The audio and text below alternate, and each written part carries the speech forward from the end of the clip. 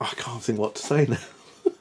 Where's Abby when you need her? Where's Abby when you need her? Yeah, welcome back to Anarchy the Ukulele. Me and Paolo. Hey, back. Paolo's back. I'm back. Back in the building. How long have I been away? Feels like a lifetime. How is your rash? It's cleared up, hence I'm back. Do you know, yesterday James actually said to me, he was like, oh, so here Paul's got a rash. Do we know what it is? He genuinely thought you had a rash. Oh, bless him. Bless him. He'll be asking to see it. Anyway, what are we doing today? Barre chords. Barre chords. Okay, right. Now, we need comments on this, because I call them bar chords. That's because you're wrong. Because I'm a proper musician.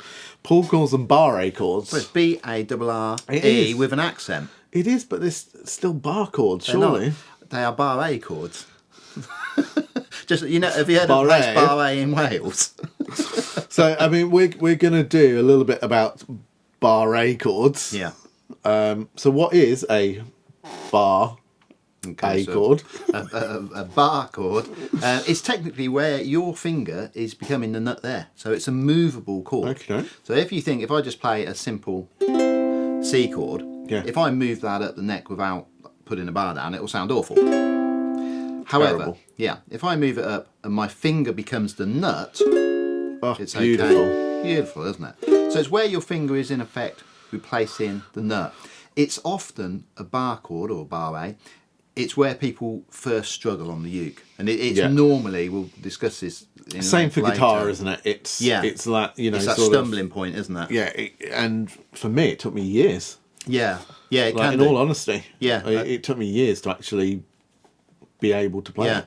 I mean, there's a bit of an urban myth that it's all down to strength. A lot of it is the position of your hand rather than strength. Some of it is to do with strength, but mainly it's technique. Doesn't mean if you watch this video you're instantly going to be able to play a bar. Yeah, it does. We are that good. By the end of this video you're going to be able to play one. But a lot of it is down to technique, and we'll show you how to do it correctly, so you've certainly got the best chance. So we differ a little bit, don't we? Because one, you call it a barre chord and I call it a bar chord. Yeah. But also, I like to play mine full fingered. Yeah. You don't. No, if I'm doing a B flat, for example, technically I'm doing a half barre, which I find really hard. Yeah. Whereas I mean, a lot of it comes down to the size of your fingers and that. Your fingers all the way over. And there is a benefit to that, because if you want to go to a minor chord, you're just lifting your finger up. So there are benefits. So I think for today's video, we'll assume that we're putting the finger the whole way across. Well, not necessarily. I don't think we should assume that. Well, I mean, because a lot of tutorials you do see it like that. So I think we can offer both. We can do options. both, can't we? But I think, interestingly enough, you said that's not a bar. That's a half barre. Technically, that if in music that would be notated as a half barre. Some people are going to comment and go, "Paul's absolutely right. It's a barre chord." But that is technically a half barre. Could you pass me a Jack Daniels from the barre? You don't deserve. You haven't earned one yet. I also haven't mentioned my England top. No, why is that? What's happening today? So it's the start of the World Cup, and Excellent. I'm very excited. You are. This is going excited. out after that match, so we're playing Iran. Yeah, so you might be in a really bad mood. Or is it Irane? Irano. Remember Dub from Above? People aren't going to get this at all. Certain section will. So, England are playing, so I'm fully kitted up. Yes. Shorts England as well. Are playing, hence I'm wearing a Donkey Kong shirt. What is it, the 20th of November? 21st? 21st of November. Well, good I'm in guys. shorts. Everyone in the office is moaning about how cold it is. Yeah, like it. Yeah. Anyway, so barres. I think what I'll do first is I'll go through the correct technique for doing it. Go on then. Your finger, realistically, if you were to place your finger over the frets and roll it back a little bit, that's where you want your finger. Okay. Ooh. And your finger has got to be as flat as possible. Unfortunately, we have these little sort of pips and dips, they're called, in our finger where it bends, and those little bends often go over the strings. So if your finger remains bent like that, you'll get this. So you've got to try and almost push your finger through to flatten it so that you're getting each one clear. Now the knack to a barre, other than having your finger just behind the fret, just put it on the fret and roll it back to get the right position, is this arm here. People think that to do a barre you need an awful lot of strength in this muscle. Does need to be a little bit sort of. I've heard you've got an awful lot of strength in that muscle. I bet you have. But technically speaking, if I place my finger there, I can do a barre. I nearly said bingo. I can do a barre even without placing my thumb. So if you look there, yeah, I can do it without placing it or without applying any pressure. So all of the strength on a barre is coming from here. So I want your arm in a nice straight line, and the power is there. So when I'm doing, I'm actually feeling that all the muscle is there, not here. Okay, so that's your technique. Try and keep this nice and straight. I see a lot of people when they're first doing bars, they're like this, trying to go like that. Try and put your elbow out. The other thing that, I mean, you'll find more so on a ukulele than on a guitar, you'll find a lot of hand movement as well. For example, if I'm doing a 7th shape, for example, like that, if I bar that, my position would be different to where I'm doing a B flat. So don't be afraid to alter your wrist position. As a general rule, it's quite good to push your wrist through because it pulls these fingers up. Yeah. My wrist is like that. These fingers will just kill the strings. It's quite interesting watching you do it because for somebody who is self-taught, you never fully know that you're doing it right. Yeah. And I think that's one of the issues with it because you think, okay, which part of your finger is it? That part? Is it the flat part? Yeah. Naturally, if I just play it, that's how I play. Yeah. Which looks around about right, but interesting watching it as you go up, you know, sometimes your finger's angled a little bit. Yeah. And I guess that's okay because you're going up to tighter frets. Yeah, you're going up to closer frets as well. Yeah. And also, as you go up the neck, the action on your ukulele here should be about 2.5, 3 mil. Here, it's about 1 mil. Yeah. So if you think here, to do a barre, my finger has literally got to push down a lot further. So to do a bar here is much harder. Do you find that your tuning wanders as you barre further up? Are you asking me about my technique or the intonation of my ukulele? Because I find it goes a little bit, but I guess that's probably technique more than anything else. Well, the problem is, as you do it up here, what you may find, as you have to apply more pressure, you may slightly bend the strings. Yeah. Also, naturally, once you're up at the 12th fret, because the strings are so high, as you press down, you are naturally bending them. Okay. So yes, your tuning your intonation may go out slightly. You know, that note there, I'm actually sort of bending it almost. Okay, so just to recap, you've got 2 ways of playing. One is to put your finger across just 2 strings. Yeah. Depending on the chord. Depending on the chord. You couldn't do that for B minor, example. You'd need to do 3 of them. So B minor would be, see, I find that quite hard. Yeah. All there. That's it. Yeah, but I find it easy. And then the other way is to bar the whole lot, which I personally find easier. Yeah. But I know a lot of ukulele players do, and guitarists as well. If Yeah. they're playing an F chord, will just do Yeah. first.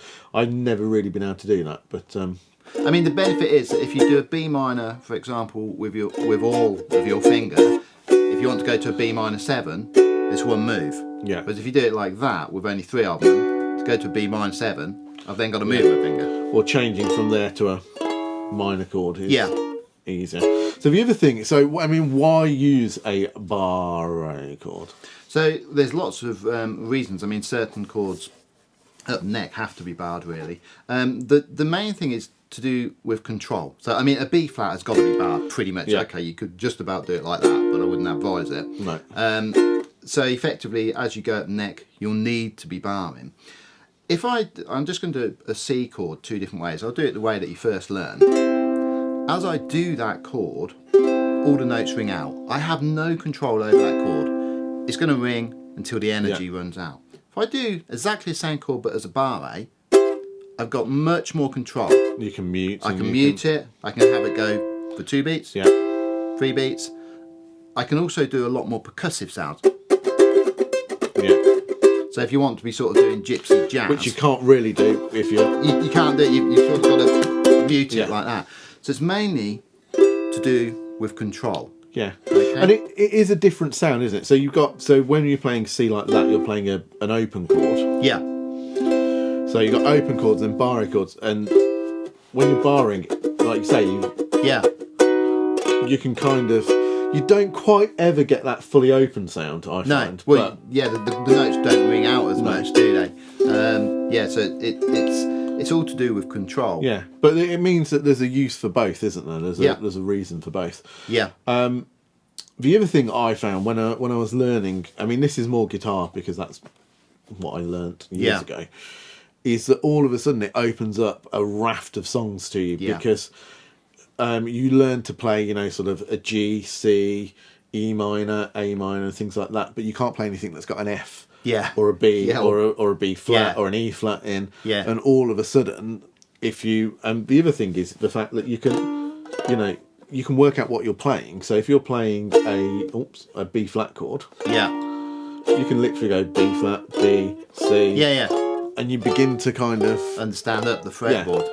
And technically, which I'm going to get onto, you could play a whole song using a bar chord. Yeah. I couldn't do barre. You just couldn't bring yourself to say I it. can't do it. Yeah, yeah, you could do. I mean, any chord. I mean, for example, if I play an A minor, I can substitute it for that one. Yeah. And I've got so much more control. Arguably, to some people, that one sounds nicer. But any chord that you're doing, if I do an F, I can do it there. So you can change them all. A lot of it also, the beauty of being able to do a barre, if you're fiddling... By the way, I just heard Bongo Bill yawn. He yawned on camera. If I was playing something here, and then I wanted to go to an F chord, why would I jump all the way down there? Yeah. When I can go there. So Lots of inversions as well Yeah. that you can use using the bar chord. Yeah, yeah, definitely. I want to play a song using just one shape. Go for it. I'm going to let you do that. You're not going to do I'm not it with going me, to Paul? do it. I can't bring myself. What happened when we tried to do it earlier, Paul?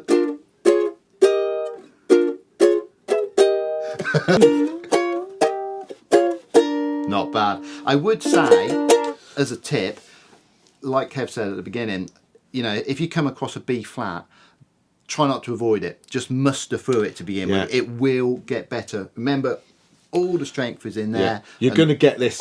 You will to begin with. Yeah. It takes a little bit of while to get used to it, doesn't it, and get natural. Yeah. Remember, it's not that thumb that's important. It's this here. I think, which is one of the tips I gave Abby, was I think it's just to keep going back to it. Yeah, that's a try and get it tip. clean. Just keep going back to it. Play up the neck. Yeah. Just spend 10 minutes sat on your sofa. Just do a few I exercises. get my students, and I got this off of you, I get them to play the chord, tap the body, play the chord, tap the body 10 times. You got that off me, I Paul? got this off you. And then do it 10 times without looking. But I don't credit. What's happening, people? You got that off me? Yeah. Oh. You smell nice. That's delightful. Yeah, I always smell nice. You do. There you go. I think that's barres covered, isn't it? Yeah, awesome. Well done, us. So, if you like what we do, please comment on the fact that it's a bar chord, not a barre chord. So the true players will say barre. I'm sure they probably will. It's just what I've always called it. I mean, it's too late now for me. I can't You've go always back. been wrong. Yeah, it's too late. I will die calling it a bar chord. But yeah, if you like what we do, please comment, like, and subscribe. Oh, I did comment, like, subscribe, and Ring the bell. ring the barre.